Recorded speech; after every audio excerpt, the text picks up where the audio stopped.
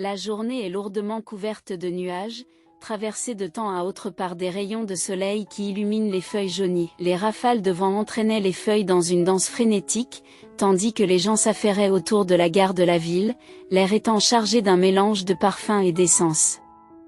Missy se précipita vers son lieu de travail, son esprit se remémorant le temps qu'elle avait passé en ville pendant une brève période. Bien qu'il ne se soit écoulé qu'une année, elle avait l'impression que c'était il y a une éternité. À l'époque, elle était une jeune diplômée pleine d'espoir, originaire d'un village lointain, qui rêvait de faire des études de médecine. Malgré ses études assidues et son aspiration de toujours à devenir médecin, ses connaissances ne lui ont pas permis d'être admise. Élevée uniquement par sa mère depuis le décès de son père, alors qu'elle n'avait que 4 ans, le village de Missy s'est peu à peu étiolé, ses habitants étant partis vers des horizons plus cléments. Les commerces locaux ont fermé, notamment la pharmacie et la clinique, laissant derrière eux un paysage de désolation et de rares possibilités d'emploi. Même l'école du village a connu une baisse constante de ses effectifs. Avec 18 camarades de classe au départ, il ne restait plus que Missy lorsqu'elle a atteint sa dernière année d'études. À son arrivée en ville, Missy a compris qu'elle ne retournerait jamais dans son village abandonné. Elle était déterminée à sauver sa mère de cet endroit, captivée par les lumières de la ville et séduite par sa vie urbaine trépidante. Pourtant, s'établir s'avère être un véritable défi. Elle a l'impression que la ville elle-même la rejette, la repoussant vers sa petite ville natale. Sa mère n'ayant les moyens de payer qu'un séjour de 10 jours dans un appartement, Missy a affronté ses examens avec optimisme, confiante dans ses capacités à obtenir une place à l'école de médecine. Cependant, ses espoirs ont été anéantis lorsqu'elle a reçu la nouvelle de son refus. Les fonds épuisés, dépensés en vêtements pour s'assimiler à la vie urbaine, ont ajouté à sa déception. Vous pouvez vous inscrire en tant qu'étudiante payante pour l'instant et passer plus tard au programme subventionné, lui conseille son professeur, mais la perspective lui semble décourageante. Nous n'avons pas les moyens de payer les frais de scolarité, se lamente Missy. Ma mère est une mère célibataire et nous vivons dans un village. Le professeur âgé a hoché la tête d'un air compatissant. Comprenant les difficultés des étudiants moins privilégiés comme Missy, qui se heurtent à des obstacles indépendants de leur volonté, incorporés dans les bénéficiaires parrainés du programme financé, nous avons observé la fin tragique d'un professionnel immensément talentueux qui s'est déroulé sous nos yeux. Le poids de la responsabilité repose sur nous, ce sont nos actions qui ont anéanti ses rêves. Avec un grognement dédaigneux, le directeur de l'école de médecine, âgé de 45 ans, enlève ses lunettes et déclare « Telle est la dure réalité de la vie maintenant », et permettez-moi d'ajouter qu'il semble qu'elle n'ait fait qu'exploiter la sympathie. Ignorant tout de cette conversation, Missy, le visage baigné de larmes, rassemble ses affaires. C'est aujourd'hui qu'elle a atteint le point culminant de sa capacité à payer son appartement. Les nouveaux locataires s'étaient déjà installés, la laissant avec une question pressante, où aller maintenant? Résolue à trouver une solution, Missy s'empresse d'appeler sa mère. Je travaillerai cette année, maman, et l'année prochaine, je serai sans doute admise à l'école de médecine. Je me consacrerai à mes études et je t'aiderai financièrement. Ici, les salaires sont importants, mais les dépenses aussi. Quant à moi, je me débrouillerai, ne t'inquiète pas, rassure-t-elle sa mère avant de raccrocher. En composant le numéro de sa logeuse, elle plaide.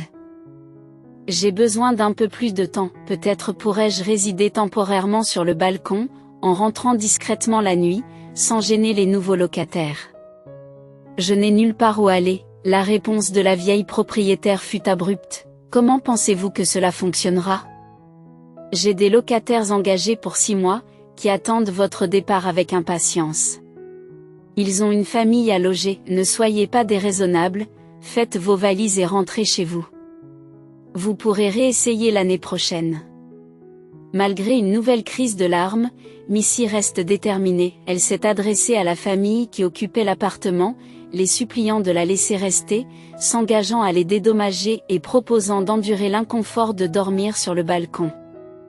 Une fois de plus, elle se heurte à un refus méprisant. Missy, avec sa naïveté et son éducation rustique, s'est accrochée au souvenir d'une communauté très soudée où l'entraide était omniprésente. Se souvenant de la gentillesse des étrangers lors des inondations du village, elle est découragée par la différence frappante de la vie urbaine. Avec des moyens financiers en baisse, Missy a parcouru les rues, visitant chaque établissement à la recherche d'un emploi, mais s'est heurtée à des refus répétés. Enfin, à la gare, elle s'approche du guichet et est accueillie par un caissier fatigué qui lui demande « Où va-t-on » Missy soupire doucement « Nulle part, j'en ai bien peur », tout en achetant un modeste repas avec les pièces qui lui restent. Missy s'installa dans un fauteuil tandis que la nuit déroulait son étreinte tranquille. À l'aube, elle se lance à nouveau à la recherche d'un emploi, consciente qu'il n'y a pas de retour en arrière possible. Tout au long de la journée, elle frappe inlassablement à de nombreuses portes, essuyant des refus retentissants. Elle pleure pendant 1 heure à la gare, succombe à la faim et à l'épuisement avant de sombrer dans un sommeil agité. Le lendemain matin, Missy s'est réveillée tôt pour répondre aux demandes d'une jeune femme compatissante vêtue d'une veste en cuir blanc. La jeune femme, qui la domine de toute sa hauteur, lui apparaît comme un ange, une gardienne. En exposant ses difficultés, Missy a exprimé son désir de se laver et de manger, mais elle hésitait à rentrer chez elle, craignant de ne pas avoir de perspective d'emploi ni les moyens de voyager. La femme, cuisinière dans un restaurant, lui a tendu une main secourable, lui offrant un abri dans l'arrière-salle de l'établissement et la possibilité de contribuer en lavant le sol. Bien que le poste de serveuse ait été pourvu, Missy n'en croit pas ses yeux. La gentille femme lui a assuré « Vous pouvez travailler sans licence pendant un certain temps. Ne vous inquiétez pas, nous ne vous tromperons pas.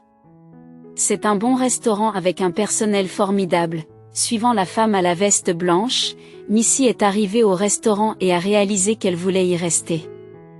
Une jeune fille originaire d'un village reculé avait trouvé un emploi comme femme de ménage. Lorsqu'une serveuse est partie en congé de maternité, Missy a pris le relais sans problème, accueillie chaleureusement par l'équipe. Sur le lieu de travail, un individu gênant se mêle des affaires de tout le monde, mais Missy opte pour des signes d'obéissance afin d'éviter les conflits. Quelques mois plus tard, elle fait la connaissance d'un jeune homme remarquable, Paul, le fils d'un riche homme d'affaires âgé de 20 ans. Leur relation a commencé par une rencontre fortuite au restaurant, où Paul a défendu Missy contre un commentaire sordide de son ami.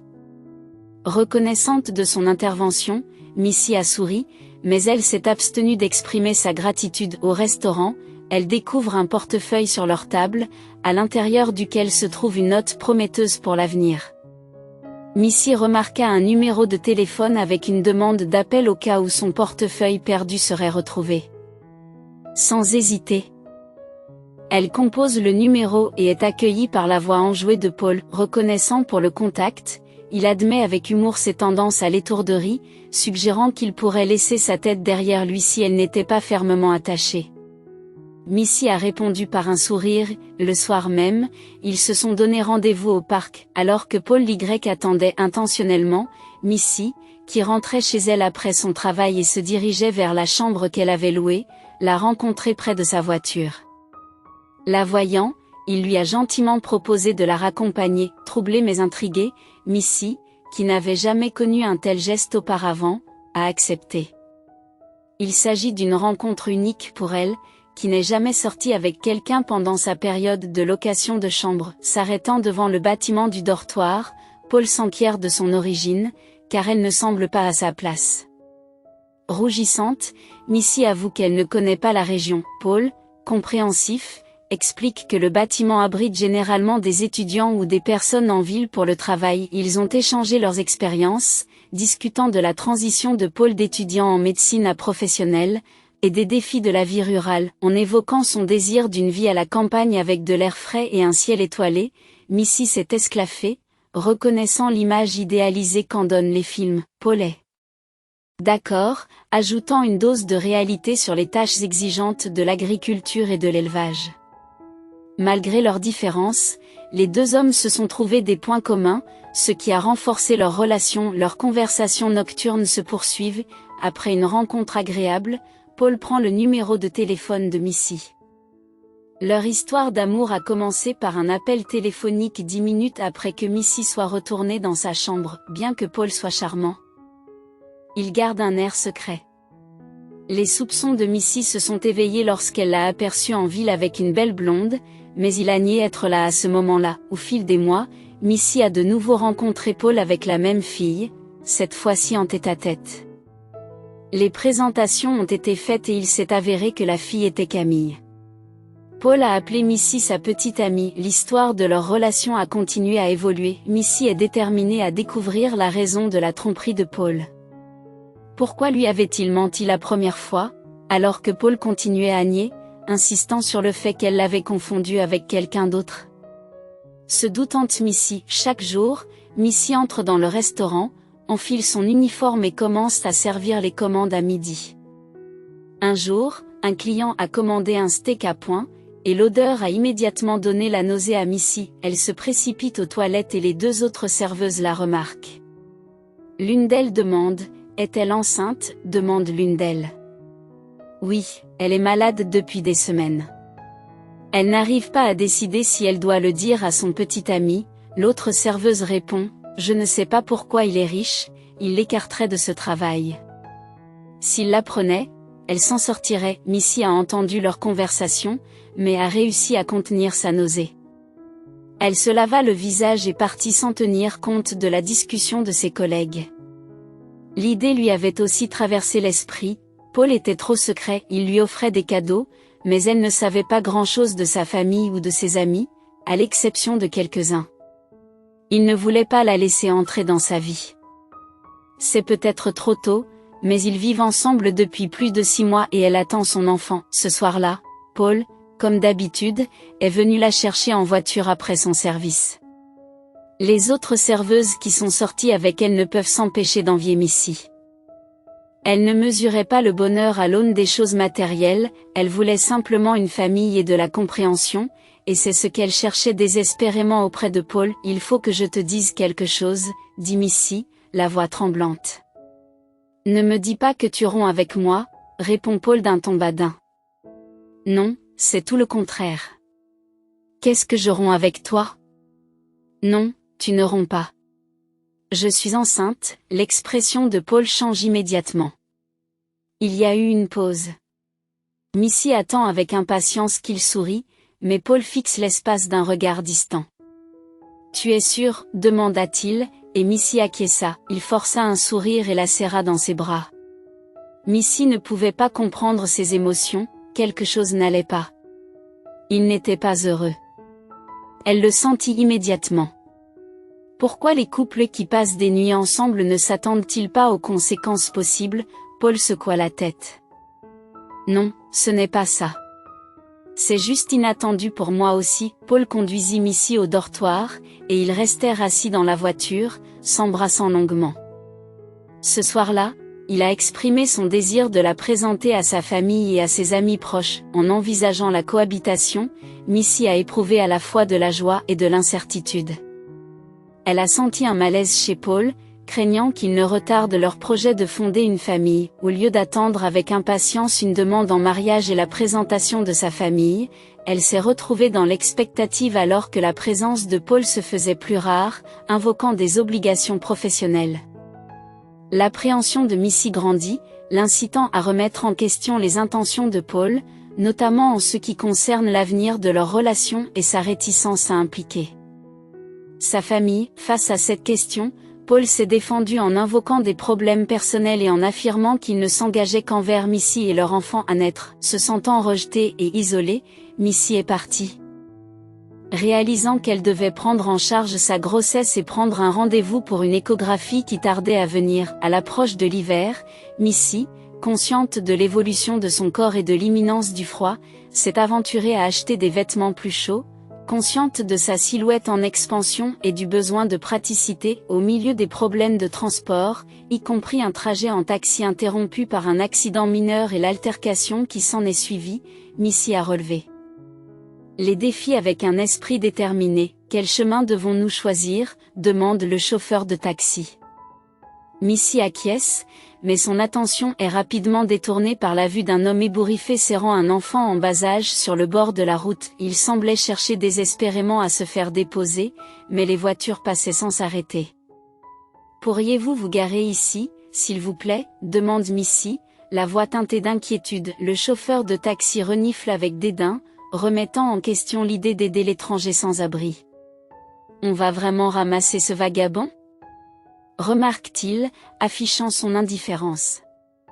Choqué par son insensibilité, Missy insiste, il tient un bébé dans ses bras, s'il vous plaît, arrêtez-vous. Je vais payer sa course.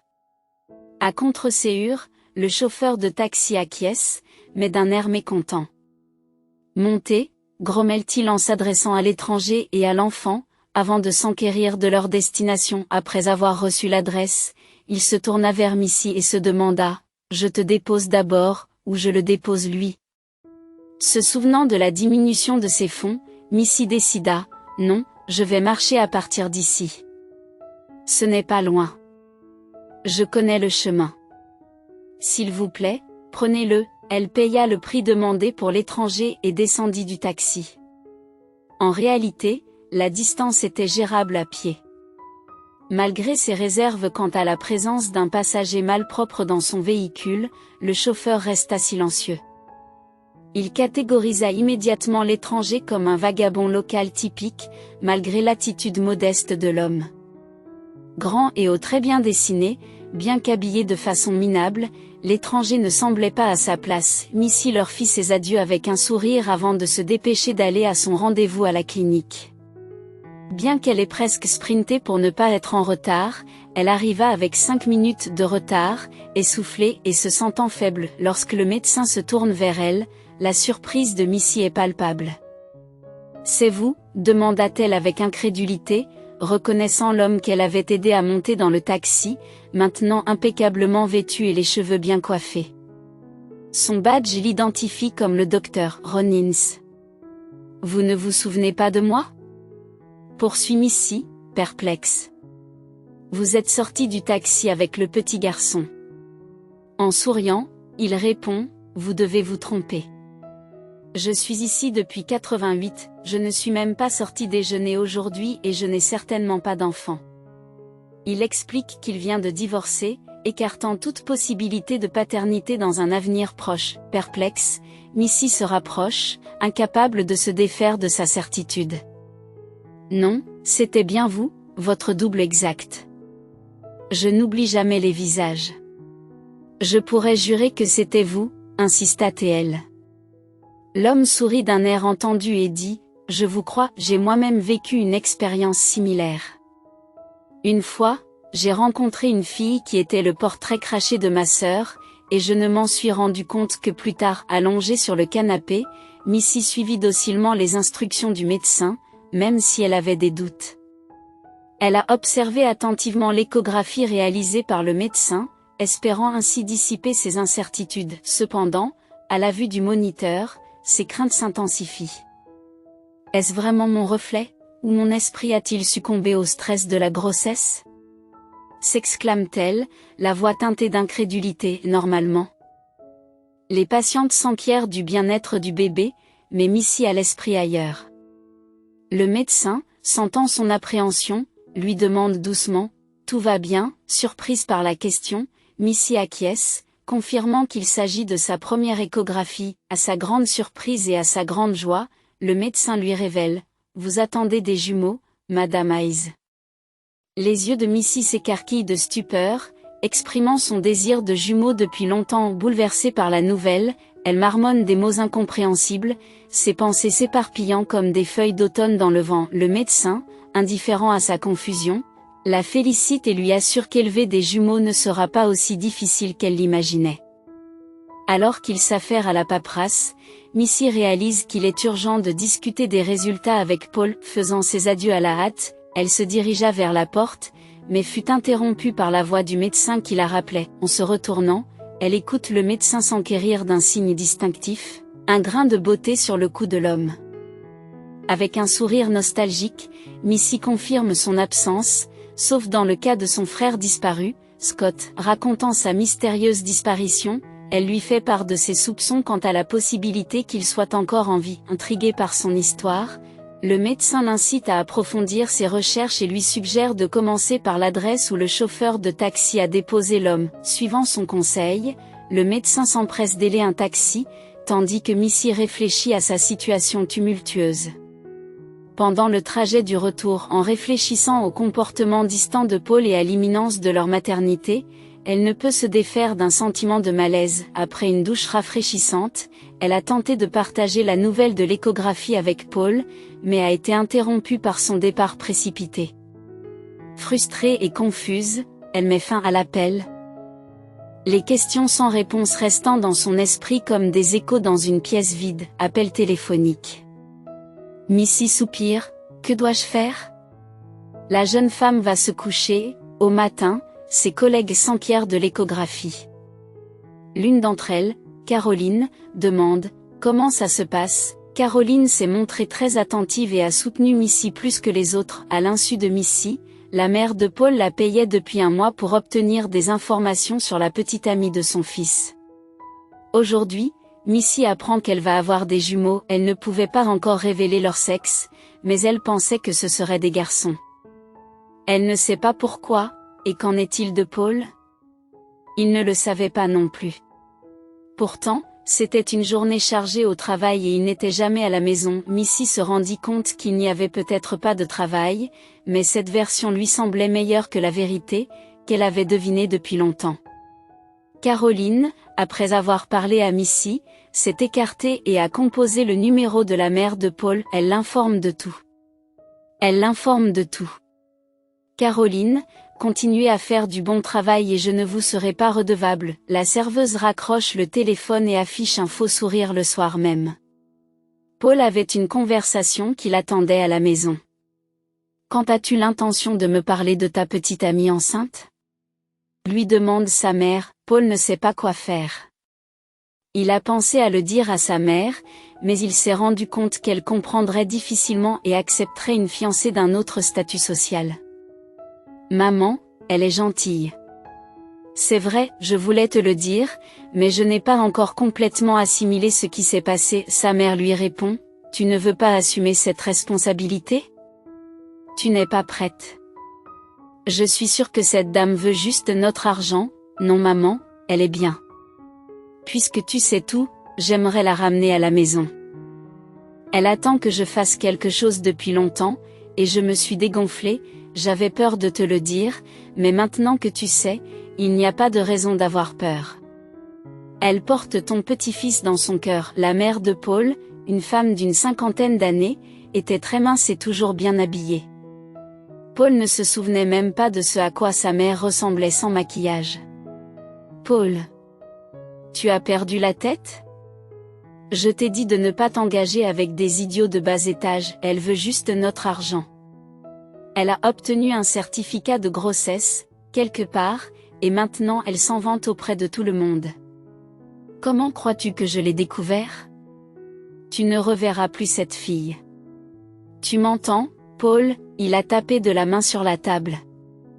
Toute sa vie, ses parents avaient pris les décisions à sa place. Pour la première fois de sa vie, il a voulu se défendre. Elle porte mon bébé, je ne la quitterai pas. Je t'exclurai du testament, tu seras aussi pauvre qu'elle, et ne nous mentons pas, c'est une fille comme les autres qui cherche un soutien financier, pas quelqu'un pour qui il vaut la peine de défier sa famille. Si tu te rebelles, j'en informerai ton père et il l'emmènera tout simplement. Tu sais comment ton père résout les problèmes, dit Paul en secouant la tête, ne lui dis pas que je t'ai entendu, puis il bloqua le numéro de mademoiselle sur son téléphone et expira de soulagement. Il se sentait vraiment soulagé. Il n'était pas préparé à avoir des enfants et une famille, c'est arrivé comme ça. Il ne pouvait pas non plus exprimer directement ses sentiments, il ne voulait pas que Missy soit déçue par lui, l'accusant une fois de plus de ne pas être un homme. Il valait mieux que ce soit ainsi. Elle comprendrait, s'en sortirait, et il pourrait continuer comme si de rien n'était. Missy a appelé pendant quelques jours. Puis elle est devenue désespérée. La famille de Pau était bien connue et il n'était pas difficile de trouver leur résidence. Elle décida de le localiser et de parler à ses parents. Ils doivent être impatients d'avoir des petits-enfants. Elle pensait que son père et sa mère l'écouteraient et guideraient leur fils timide. Elle espère qu'ils l'aideront à trouver une bonne clinique. Après tout, les grossesses multiples sont un véritable défi. Bonjour, je m'appelle Missy. Je m'appelle Missy, annonça-t-elle à l'entrée de leur manoir.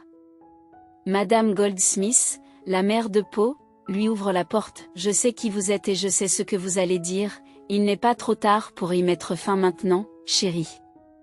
Tu ne peux pas porter de jumeaux de toute façon, je te donnerai de l'argent pour ta peine. Madame Goldsmith tendit à Missy une enveloppe épaisse. Missy est déconcertée. Elle recula devant l'argent. Je vais avoir un bébé. Voici mes enfants et vos petits-enfants. Tu voudras les voir plus tard. Je n'ai besoin de rien de votre part, mais nous sommes une famille, Madame Goldsmith rit. Qu'est-ce que la famille? Vous êtes sous traitement? Je ne vais pas être apparentée à toutes les femmes en liberté. Mon fils est coupable, mais vous l'êtes aussi. Il existe des pilules qui peuvent empêcher une telle issue, et puisque vous avez décidé de faire quelque chose d'aussi stupide que d'accoucher, c'est de votre propre faute. Sachez que vous ne vous en sortirez pas, je connais tout le monde dans cette ville, je contrôle les tribunaux et les hôpitaux. Sous ma coupe, tu ne pourras pas prouver que tu es de notre famille. Les tests seront mélangés. Vos voisins me donneront leur témoignage. Si vous essayez de demander une pension alimentaire ou un centime, vos enfants seront élevés par d'autres et vous irez en prison. Fuyez-nous, saisissez l'argent et fuyez vers la clinique avant qu'il ne soit trop tard. Missy, répugnante et inculte, a reculé en réalisant. Elle s'est retrouvée sans voix devant cette femme. Elle se retourna rapidement et s'en alla. Madame Goldsmith ferma la porte derrière elle avec force, le son résonnant bruyamment. Sur le chemin du retour, Missy réfléchit à la perspective décourageante d'élever des enfants avec un homme comme Paul. Et s'ils héritaient des mêmes traits monstrueux que leur grand-mère, après tout, elle était leur parente. Elle caressa tendrement son ventre, bien décidée à ne pas laisser ses enfants suivre cette voie. Elle décida de les élever avec soin, persuadée que tout irait bien. Même de la lignée la plus troublée peuvent naître des enfants au cœur pur, alors que cette femme, bien qu'aisée matériellement, est moralement appauvrie. Missy a envoyé un message à Paul, l'informant de sa visite chez lui et du renvoi de sa mère. Elle déclare son intention de porter leurs jumeaux et rien d'autre. Les heures passent sans réponse de la part de Paul, laissant Missy affronter sa solitude au matin. Quelques jours plus tard, la mère de Paul se rend au restaurant et s'assoit à la table de Missy. « Je suis venue pour parler », commence-t-elle. « Mon message précédent n'était peut-être pas clair. J'insiste pour que vous vous débarrassiez des enfants, je peux demander à mon médecin de vous aider. J'ai moi-même subi cette procédure 4 fois, 2 fois avant que Paul n'entre en scène. Croyez-moi, vous pouvez avoir d'autres enfants, je ne vous veux aucun mal, mais vous n'êtes pas faite pour être la femme de mon fils ou la mère de mes petits-enfants. » Missy tremble de peur, regrettant d'être mêlée à cette famille. « Je ne le ferai pas. Ce sont mes enfants, affirme-t-elle, mais je vous assure que Paul n'en saura jamais rien, et vous non plus. Je ne veux rien avoir à faire avec vous. » Missy a suggéré de faire comme si les enfants n'étaient pas de Paul et qu'elle avait été infidèle. « Je comprends votre position et je ne vous causerai pas d'ennui. » ajoute-t-elle en baissant le regard. Bien que Madame Goldsmith reste insatisfaite, ce compromis semble préférable à rien. Si vous revenez sur votre décision et venez chercher de l'argent après avoir accouché, souvenez-vous de ce que je vous ai dit. Vos enfants grandiront sans vous et vous serez emprisonnés. Est-ce que nous nous comprenons? Missy acquiesce. Alors allez me chercher un café, s'il vous plaît. Un cappuccino, de préférence sans sucre, et qu'il soit bien chaud. Je déteste le café froid. La femme sourit chaleureusement et Missy se demanda si elle aimait énormément son fils ou si elle chérissait davantage la richesse. Elle se retira dans la cuisine, demandant son café, car elle ne se sentait pas bien. Missy sortit dans le jardin, essayant de reprendre son souffle. L'idée d'élever seule 2 enfants la terrifiait et elle s'inquiétait de la désapprobation potentielle de sa mère. Elle craignait également de devoir retourner au village pendant un certain temps. À partir de ce jour, Missy a commencé à réévaluer sa vie et à faire des projets sans espérer l'aide de qui que ce soit. Elle a appris la grossesse de sa fille et a été submergée par les émotions. Sa mère s'exclame « Non, je ne peux pas le croire, tu seras seule pour le reste de ta vie. Comment as-tu pu faire ça? Pourquoi ne penses-tu pas à l'interruption de grossesse? Puisque cette femme t'a offert une bonne clinique, maman, pas question. » Missy répond « De quoi tu parles? Ce sont mes petits-enfants, je vais avoir des jumeaux, j'en ai toujours rêvé. Mais tu seras toute seule. Comment vas-tu les élever? À eux deux, et qui va se marier avec 2 enfants, veux-tu être seule pour toujours? Missy soupire, le fait est que je ne serai plus jamais seule. Maintenant, je vais avoir des enfants, et si je ne trouve pas un homme qui accepte mes enfants, alors je n'ai pas besoin de lui. Pour certains hommes, leurs propres enfants sont un fardeau, mais pour d'autres, les enfants des autres ne sont pas un fardeau. Missy a commencé à économiser de l'argent en prévision du moment où elle ne pourrait plus travailler, ce qui lui permettrait d'acheter une chambre.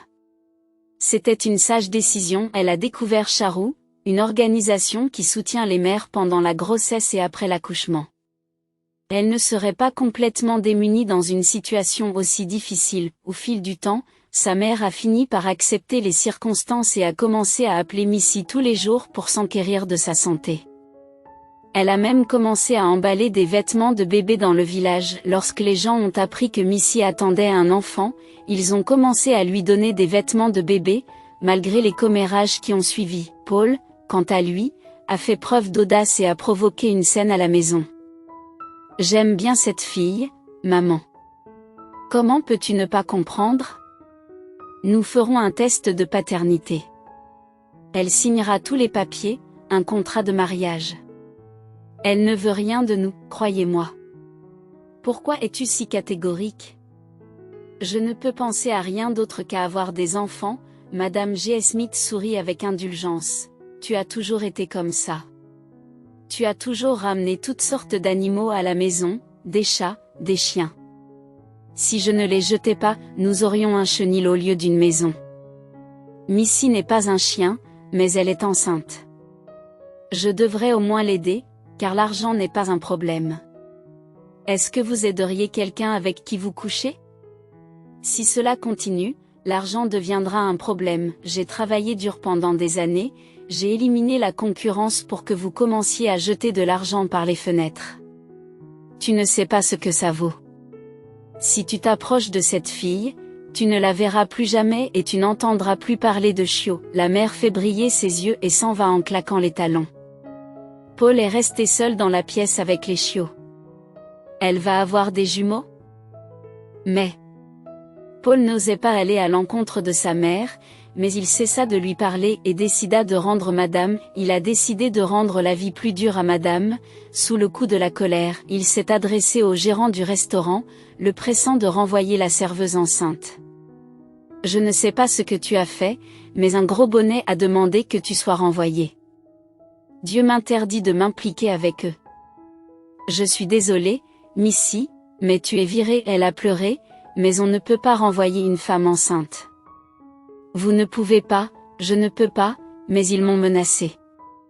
Ils ont dit que je devais vous renvoyer en vertu de l'article pour que vous ne trouviez pas de travail dans la ville par la suite.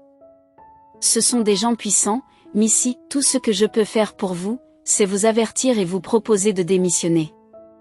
Comprenez que si je refuse, ils me licencieront, mettront un autre homme à ma place, et il vous renverra de toute façon, Missy. Soupir, je vais signer. D'accord, je vous donnerai une prime et je vous paierai 2 mois d'avance. Je ne veux pas que tu aies des problèmes d'argent, mais n'en parle à personne.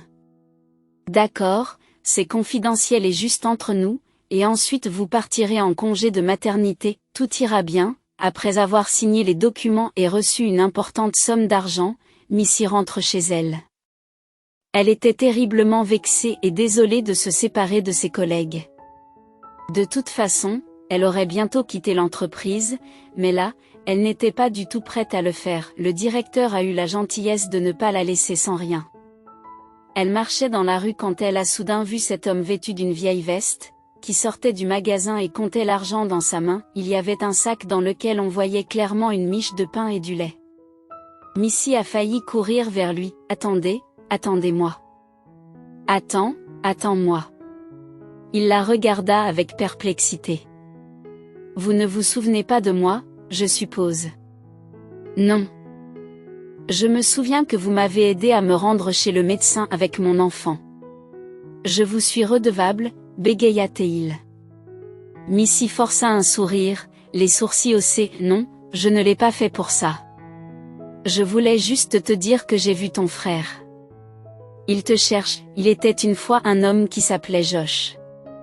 Dans un moment de vulnérabilité, il s'est confié à Missy, partageant une vérité profonde sur son passé. Il a raconté une expérience éprouvante survenue il y a plus d'1 an, lorsqu'il a été découvert dans une benne à ordures, la mémoire fragmentée par l'amnésie, ne laissant intacts que des fragments de son ancienne vie. Malheureusement, les autorités l'ont pris pour un sans-abri, considérant son état comme une conséquence du vagabondage, avec un hématome important sur la tête et un rein enflé. Qui aggrave sa situation, Josh a trouvé du réconfort auprès d'une femme compatissante qu'il a pris sous son aile. Cette femme bienveillante, bien que confrontée à ses propres difficultés, a accueilli Josh dans sa modeste demeure. Ensemble, ils ont noué un lien improbable, Josh s'occupant de son enfant. Cette femme, âgée d'une 40aine d'années et défiant les pronostics médicaux, avait courageusement choisi de porter un enfant en dépit de son combat contre le cancer. Alors que sa santé se détériorait et que la solitude s'installait, Josh est devenu un compagnon de route pour ces derniers jours. Leur humble logement, niché dans un immeuble vétuste à la périphérie de la ville, est devenu un sanctuaire pour Josh et sa nouvelle famille. Dans un moment de compassion, Missy a cherché à aider Josh dans sa quête de découverte de soi, suggérant qu'ils explorent des pistes pour découvrir sa véritable identité. Avec un mélange d'appréhension et d'anticipation, Josh a accepté, s'arc-boutant contre le froid mordant tout en faisant ses adieux à Missy, conscient du jeune Tommy qui attendait son retour. Alors que Missy entame son voyage avec le Dr. Ince, la possibilité de réunir Josh avec sa famille perdue de vue depuis longtemps est en suspens. Reconnaissant du soutien indéfectible de Missy, Josh a exprimé sa volonté de se tenir à ses côtés, lui offrant une présence inébranlable dans sa vie, quelle que soit l'issue. Malgré les incertitudes, Missy est restée déterminée à mener leur mission jusqu'au bout. Arrivés à destination, ils sont accueillis par une porte usée, portail d'une réunion qui n'a que trop tardé. Les mains tremblantes, Josh ouvrit la porte, révélant une figure de son passé. Les yeux de Ron s'écarquillèrent d'incrédulité lorsqu'il vit son frère se tenir devant lui, témoignage vivant d'un espoir renouvelé. Embrassant Josh avec une émotion débridée, le cœur de Ron déborde d'un flot de souvenirs, alors que l'esprit de Josh reste une toile blanche, dépourvue de toute mémoire. Au fil de la soirée, Missy et Ron se sont engagés dans une conversation sincère, comblant le fossé entre le passé et le présent. Pendant ce temps, le jeune Tommy, toujours curieux et plein d'innocence, accueille Missy dans son monde, impatient de partager la joie d'une amitié retrouvée. Sur fond d'incertitude, un sentiment de solidarité est apparu, les liant dans une tapisserie d'expériences partagées et de liens inexprimés. À son arrivée, Missy est immédiatement enveloppée d'un sentiment de chaleur et de familiarité. L'instinct maternel s'éveille en elle, déjà à l'écoute de la perspective de la maternité imminente. Pendant ce temps, dans la cuisine, les frères discutent. Ron a sorti une collection de photos illustrant des moments partagés, se souvenant en révélant que le prénom de Josh était Scott, un fait que Missy connaissait depuis un certain temps. Josh s'était habitué à ce pseudonyme, le préférant à son nom de naissance. Non, nous nous sommes croisés à l'hôpital, elle attendait des jumeaux, a précisé Ron. Elle m'a rendu visite le jour même. Tu l'as rencontrée, c'est une perle. Peu de gens possèdent son niveau de chaleur et d'empathie, poursuit-il, exprimant son admiration pour le caractère de Missy. Elle est peut-être un peu naïve, mais elle est jeune, remarqua Ron. En parlant d'âge, quel âge penses-tu que j'ai, Josh? Tu te moques de moi, Ron? Je ne suis pas si crédule que ça, répond Josh en riant. L'affection qu'il portait à Missy dépassait la simple attirance physique, ils appréciaient sa gentillesse et son altruisme, évident dans ses actions, qu'il s'agisse d'assurer le transport de Josh en toute sécurité ou de le réunir avec sa famille, Missy a laissé une impression indélébile. Alors que la conversation dérive, Ron escorte Josh jusqu'à la maison familiale, accompagné de Tommy. En chemin, ils ont fait leurs adieux à Missy, qui a été gracieusement déposée. « Maman, tu as réussi à obtenir son numéro ?» demande Ron en remarquant le départ de Missy. Josh secoue la tête d'un air distrait. « Ne t'inquiète pas, c'est dans son dossier médical, elle sera de retour demain, et j'en parlerai en ta faveur, rassure Ron avec un clin d'œil. « Tu es un vrai frère, dit Josh en souriant, reconnaissant leur ressemblance frappante. À leur arrivée, les parents furent submergés par la joie, enveloppant Josh d'une étreinte serrée. Bien qu'il ne puisse s'en souvenir, un sentiment d'appartenance l'envahit. La notion de liens familiaux lui avait échappé pendant si longtemps. Aujourd'hui, c'est comme une redécouverte. À travers les récits de ses frères et de ses parents, Josh a reconstitué des fragments de son passé, imaginant une vie autrefois oubliée. Ce jour-là a marqué un tournant pour Missy et Josh, leur trajectoire convergeant et s'entremêlant harmonieusement. Chaque jour qui passe les voit se rapprocher, leur lien s'approfondissant au fil des conversations. Si Missy a perdu son emploi, elle a gagné quelque chose de bien plus précieux, un confident et un compagnon. Missy était profondément éprise de Josh. Et leurs appels quotidiens étaient remplis d'affection. Ils se promènent ensemble, profitant de la compagnie de l'autre. Pendant ce temps, Tommy s'obstinait à appeler Missy maman chaque fois que Josh rentrait dans son somptueux appartement de 4 pièces niché au cœur de la ville. Malgré son amnésie, la vie de Josh s'épanouit grâce à son activité professionnelle. La prise de contact avec les autorités a relancé l'enquête, faisant ressurgir des semaines plus tard des fragments de mémoire endormis. En fin de compte, l'enquête a permis de découvrir l'auteur de l'attaque ciblée de Josh. Il s'agit de Madame Goldsmith, sa belle-mère dont il était séparé. Heureusement, l'affaire se retrouve entre les mains de la personne la plus scrupuleuse de la ville. Par hasard, des preuves irréfutables apparaissent, reliant directement Madame Goldsmith au contrat sur la vie de Josh. Un tueur à gages, craignant une longue incarcération, a révélé les orchestrations de Madame Goldsmith, ce qui lui vaut d'être condamnée à 17 ans de prison. À l'approche de la date de l'accouchement, Missy a cherché du réconfort à la clinique de Ron, où elle a donné naissance à 2 magnifiques filles. Josh est resté fermement à ses côtés, tandis que Tommy a exprimé son désir de lui rendre visite. Au fil du temps, Missy s'est attachée à leur présence. D'abord hésitant à emménager avec Josh, ce dernier insiste pour créer un environnement propice à l'épanouissement de leur famille, en aménageant une chambre d'enfant et en achetant des produits de première nécessité pour les jumelles. Leur lien s'est approfondi à mesure que Missy redécouvrait l'essence de la confiance, de l'attention et de la responsabilité. Juste avant la sortie, Paul, un invité indésirable, fait irruption, provoquant la réaction incrédule de Missy. Refusant ses tentatives de réconciliation, elle le renvoie rapidement. Paul, désireux de discuter de questions familiales, a révélé l'incarcération de sa mère, assurant Missy d'un avenir sans obstacle. Malgré les contraintes financières, Paul a obtenu un poste de cadre et loué un modeste appartement d'une chambre. Cependant, il propose d'envoyer temporairement les nouveau-nés dans un orphelinat, en invoquant des contraintes financières. Missy, décontenancée, s'est esclaffée devant l'absurdité de la suggestion, ce qui a poussé Paul à partir brusquement, laissant des tensions non résolues dans l'air. Il est revenu. Les jumelles sont nées, et Janelle et Cheryl ont passé un temps considérable à l'hôpital avant que Missy n'obtienne la permission de les ramener à la maison.